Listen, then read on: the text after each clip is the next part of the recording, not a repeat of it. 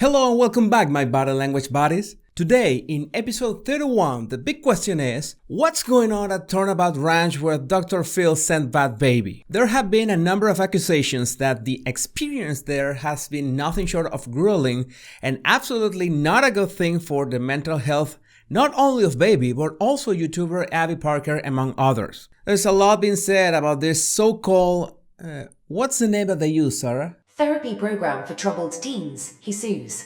Right.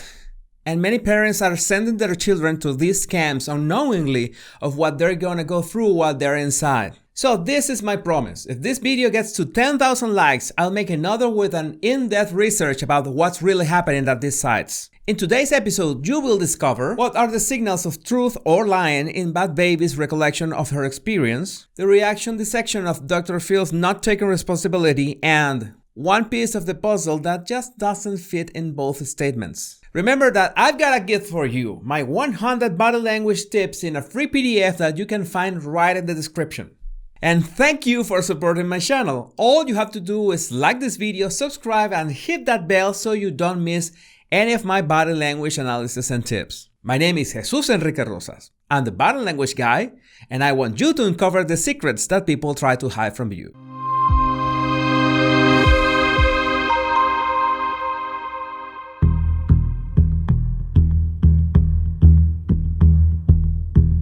Once you see Bhad Bhabie, whose real name is Danielle Bregoli, speaking about her experience at Turnabout Ranch, the first impression is that she doesn't look very affected by it. That is something that sometimes happens with the facial expressions of some people. Their face muscles don't show much emotion when they talk. In those cases, when you're talking to a person that is not that expressive with their face, there are three signals that no matter if they have their face buried in Botox, you will be able to catch enough emotional clues. Those emotional clues are eye movement, blinking, and mouth expressions. These are features of the face that are usually not affected by surgery or Botox.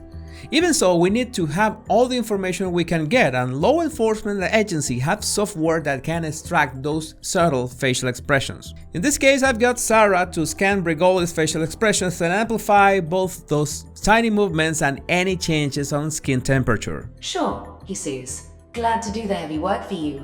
Reflection is the punishment. When you do something so bad, or if you do anything that ticks them off, you have to go in reflection. Throughout her video, one emotion that she shows many times is disgust, specifically when she talks about the punishments given at the ranch. These kind of micro-expressions are extremely easy to miss. Let's play the last clip again to see if you can spot that. Punishment, when you do something so bad, or if you do anything that ticks them off. Punishment, when you do something so bad, or if you do anything that ticks them off. You can spot that there is a more pronounced crease from the nose to the lip corner. That is one of the signs of disgust. There's also signals that she's actually remembered her experience there. Watch her eye movements in the next clip. Walk in the arena for hours on end. You sit outside in the cold on the floor. You have to pick up piles in a wheelbarrow of horse shit, and they want. Walk in the arena for hours on end. You sit outside in the cold on the floor. You have to pick up piles in a wheelbarrow of horse shit, and they want.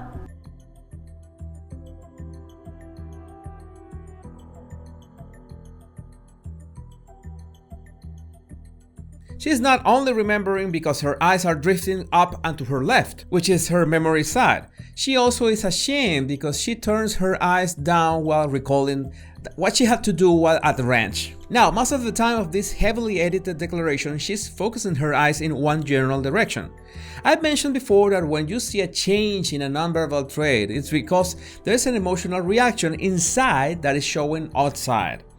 And one of the most common changes, and in my opinion, the most important change, is rhythm. In this case, watch her eyes drift like no other moment of the video, and while you're at it, try to spot any clues in her neck. A lot of things that happened to me there, it hurt me so bad because I was genuinely confused. A lot of things that happened to me there, it hurt me so bad because I was genuinely confused. A lot of things that happened to me there, it hurt me so bad because I was genuinely confused.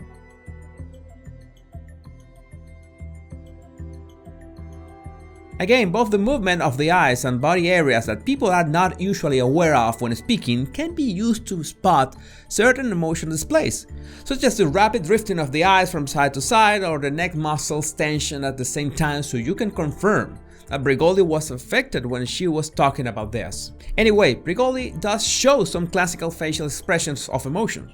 As usual, it always depends on what the subject is talking about at that moment. Any of the kids that were there, like, they couldn't talk about it, but they were like really traumatized by it. Even the ones that weren't there were traumatized by it. Like, I heard it over the walkie, like, that's scary. Like, any of the kids that were there, like, they couldn't talk about it, but they were like really traumatized by it. Even the ones that weren't there were traumatized by it. Like, I heard it over the walkie, like, that's scary. Like,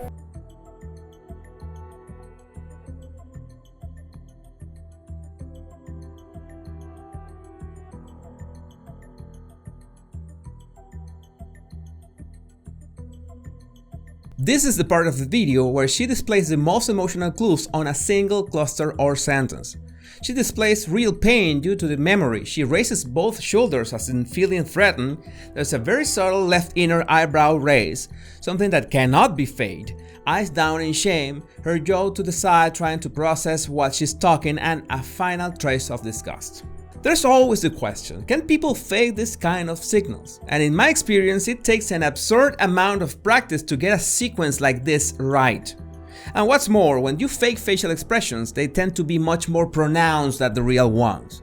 So when you spot so many clues, and literally every one of them is really subtle, then you can conclude that the emotion that the subject is showing is real. Now it's your turn to be the body language analyst. You're gonna watch the exact moment where she talks directly to Dr. Phil. And I have a question for you about the next clip. Does she show the same emotions that you have seen so far? so Dr. Phil, I'm going to give you from now till April 5th to issue an apology, not only to me, but to Hannah and any other child that you sent to Turnabout or any other program like this. And if you don't, I'm gonna handle things my way. The answer at the end of this video. So the grudge with Dr. Phil goes back to 5 years ago when Bregoli landed on his program because her mother, Barbara, thought that she was out of control. What do you say to yourself that gives you the right to take somebody else's car? I'm finna be sliding, you mean? That's what makes me want to take the next bitch car. What now? I'm sorry, I didn't get that. Are you speaking English? I didn't understand either. Did you get that, Sarah? I'm a machine, not a magician. Yeah, of course. I deserve that. Well, it just so happens that Dr. Phil suggested that she went to Turnabout Ranch, and that's where everything went south for her and all the teens that he sent there. And the problem is that he continuously endorsed that treatment for who knows how many other guests to his show. And it's a matter of common sense that if you endorse something, then at the very least you should familiarize yourself with it and survey the opinion of real users. It's like if I endorse the head-mounted toilet paper dispenser 3000 without having used it or knowing anyone who has ever worn it. Lucky me, and for my own mental health, I don't know anyone who has ever worn that, so I cannot endorse it. It's that simple. Anyway, Dr. Phil was asked about all this. Let's watch his reaction when they played the previous clip live in the show Banfield. Boy, I had a vague recollection of that young, and by the way, let's remind everyone, that was 13.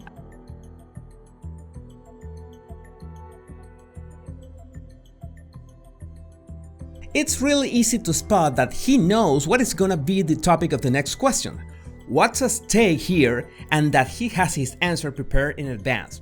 So we suppose that he takes his job and he shows seriously. He knows that this topic is going to be about Turnabout Ranch, so even more serious, and he shows this grin. That's being a bit arrogant. That's a very simple clue about Dr. Phil's personality, and that gives you a hint about what is going to be his answer regarding this shocking situation. Well, you know, she went to Turnabout. If she had a bad experience, you know, obviously I would hate that. We'd be sorry about that, but we don't have anything to do.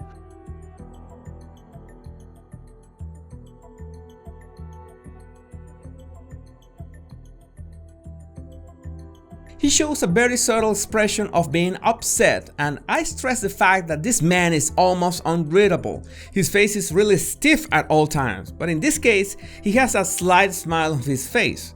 It's the same smile of arrogance we saw in the previous clip. There's also the fact that when he says he'd be sorry about that, he denies with his head. so he's not really sorry.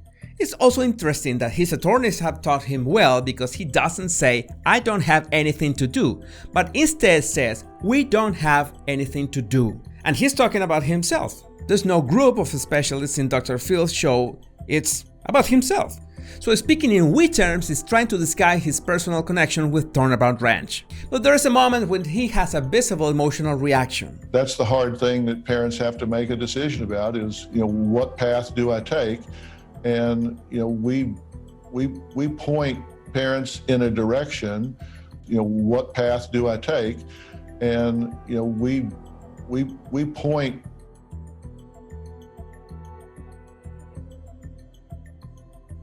He stumbles in the part when he changes from we to I, like talking about the parents who want to make a decision, to we again. There's no visible reason to have that rapid blinking there and that stuttering, unless he's remembering his own experience as a father. And that's what brings him off balance. Interviews, general conversations, even criminal interrogations, this is what we call a branching opportunity. Sarah, can you tell us a bit about these conversational branches? Of course, a conversation branch is any opportunity that arises from an emotional marker. When someone talks excited, or raises their voice tone, or lowers it, or shows wider gestures, or faster blinking, that's when you know that the topic is important to them in some way. And that's how you know that you have to make more questions about that topic in particular. It's not always about finding out if people are lying. It also works extremely well to know what does people truly like. That way you can ask them about what is their true interest and you'll look more charming. Now, coming back to Dr. Phil's reaction. It's too sad that the interviewer went full vanilla on him. There were no pressing questions or further explanations. It's not like we saw a real statement beyond a smirk and "we are not responsible." He doesn't seem afraid at all about this, and as I said before, he must be well trained by his attorneys. The piece that doesn't fit in all this is timing. Baby published her video and less than 2 weeks later she turns 18, opens an OnlyFans account and breaks the 1 million barrier in less than 6 hours. Now, this is a fact about awareness. That timing between both events spoiled the seriousness of her Turnabout Ranch statement. That's something that she knew was going to happen, and whether it was planned or not, she can't escape the fact that a lot of people are going to think that she did it for publicity. I'm sure Dr. Phil knows this, and that, in part, why he's so confident about his current stance. In the end, I don't think this is going to be the last time we're going to hear about these sad anecdotes. And the answer to the body language question, was Bregoli's emotions the same when she talked directly to Dr. Phil in the video? Well, no. And that's good, because that was the moment to show that she was adamant about her demand. She was serious with her chin up and a bit of anger in her voice tone. Many people believe that telling the truth or being sincere is enough, but your body language must be in sync with your emotions. And just as your body language can betray you when you're lying, the exact same can happen when you're telling the truth. And you don't want that to happen to you, right? Did you spot any other clues in the video? Don't forget to share them in the comments. If you want to support my videos, there's the link to my Patreon in the description. And don't forget to subscribe if you don't want to miss any of my body language analysis